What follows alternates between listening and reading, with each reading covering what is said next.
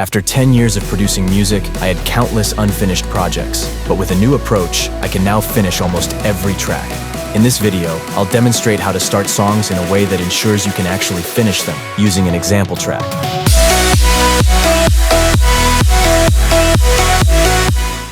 When looking at the arrangement of a song, there are usually different sections, typically divided into verse, build, and drop.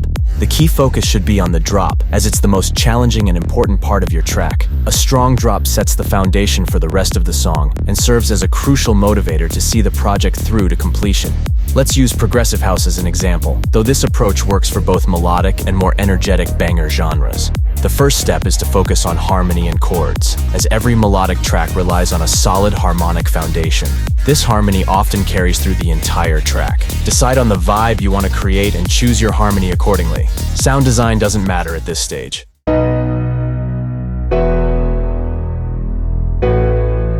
Once you've established the harmony and chords, the next step for most genres is crafting a lead melody. It should be catchy and memorable.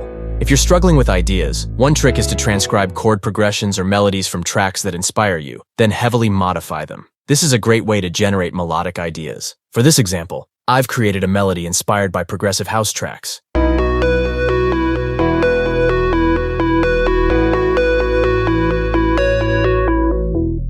For banger tracks, the approach is similar, but the drop doesn't necessarily need an underlying harmony. After creating the main idea, expand it.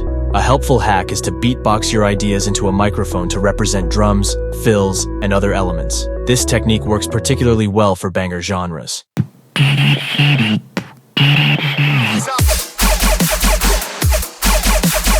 Since this technique isn't as effective for melodic tracks, I'll skip it here. Instead, I focus on layering synths and bass to create a full, rich sound. For more on this, check out my layering video.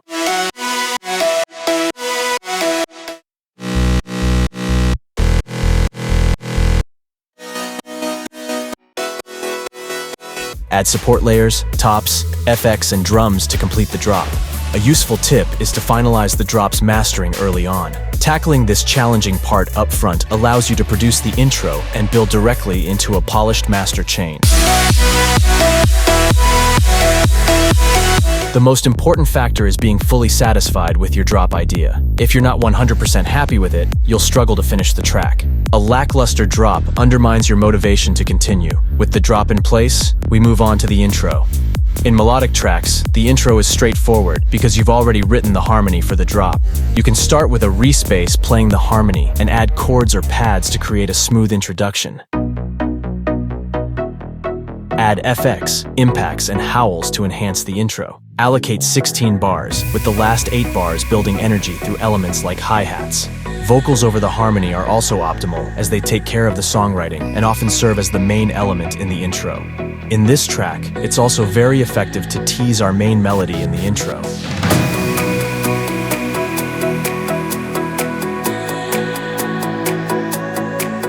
Banger intro can be done similarly. Many bangers have melodic intros before transitioning to a banger drop. The other option is to already design the intro with banger energy. For this, you just copy the drop drums and bass and add a different element to the intro, like rap vocals, vocal chops, or another lead. It's important, however, not to overpower the main drop.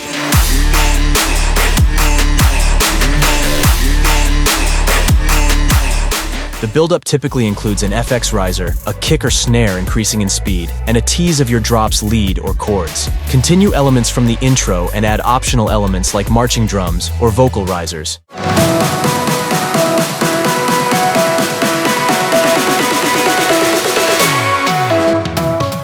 With the intro, verse, build-up, and drop complete, the bulk of your track is done. Simply duplicate these sections to create the second half of the track, adding transitions between the first drop and the second verse. For example, use transition FX or a melodic bridge.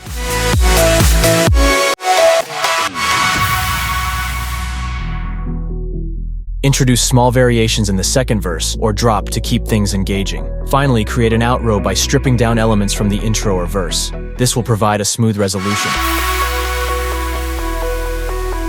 Congratulations! You've successfully turned an idea into a finished track. The most important takeaway is that your initial idea must be strong enough to keep you motivated throughout the process. If the idea doesn't feel compelling, it simply won't work. However, if you initially liked the idea but later found yourself disliking it, take the time to analyze what's not working.